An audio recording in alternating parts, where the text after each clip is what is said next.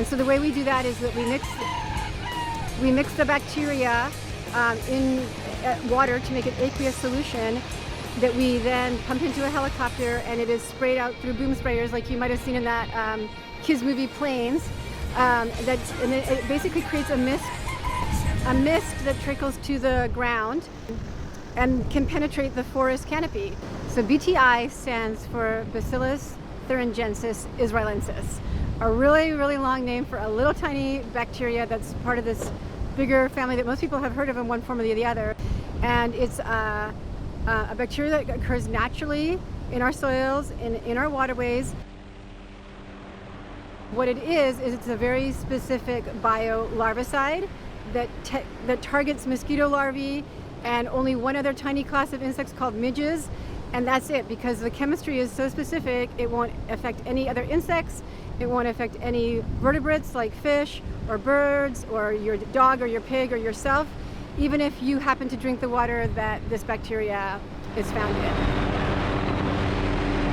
The thing about BTI, one of the reasons why it's such an inoffensive biolarvicide is how fast it disappears from a system.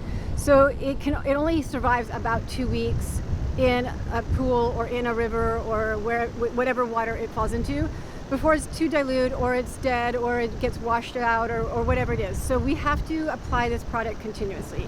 So our current treatment regime is every 2 weeks. We spend 3 days.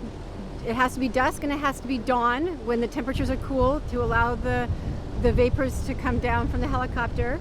And we're applying the product over about 1,200 acres in the upper Kauai drainage. Like all the other mosquito tools that we are talking about right now, this is a suppression tool that will keep mosquito numbers down, which will keep disease transmission rates down, so the birds will not be getting infected as often by mosquito-borne diseases like avian malaria.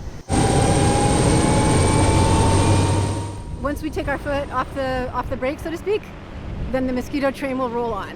So we have to keep applying that brake. Well, there may only be 2 akikiki left, but you're forgetting about all the other really important forest bird species that we have still on the Alakai Plateau, like the akakee, the anianiao, my personal favorite, the Kauai amakihi. And these birds are the engines that drive the health of our forests. So these birds are the birds that help pollinate our ohia, the hua. These are the birds that control insect populations. These are the birds that disperse the seeds that create the next generation of plants. Without them, we have no forests.